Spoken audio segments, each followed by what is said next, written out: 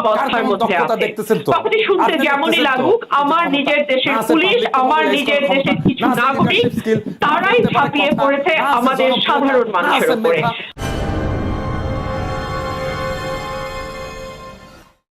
যে দলটি বাংলাদেশের সংবিধানের প্রণেতা হিসেবে নিজেকে দাবি করে, বাংলাদেশ কিন্তু একটা যুদ্ধাবস্থার মধ্যে আছে। কথাটি শুনতে যেমনই লাগুক, আমার নিজের দেশের পুলিশ, আমার নিজের দেশের কিছু নাগরিক,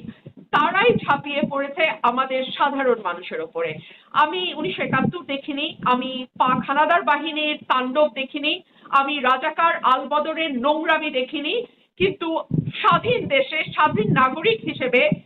যেই দলটি নিজেকে স্বাধীনতার পক্ষের শক্তি দাবি করে, যেই দলটি দাবি করে বাংলাদেশের স্বাধীনতা রচিত হয়েছে তাদের হাত ধরে, যেই দলটি বাংলাদেশের সংবিধানের প্রণেতা হিসেবে নিজেকে দাবি করে, যেই দলটি আসলে নিজেকে মনে করে বাংলাদেশটা সৃষ্টি করেছে তারা, সেই দল শুধুমাত্র ক্ষমতায় থাকবার জন্যে এবং শুধুমাত্র ক্ষমতায় থাকবার জন্যে নির্বিচারে নিজের দেশের নাগরিককে গুলি করে মেরে ফেলতে, নিজের দেশ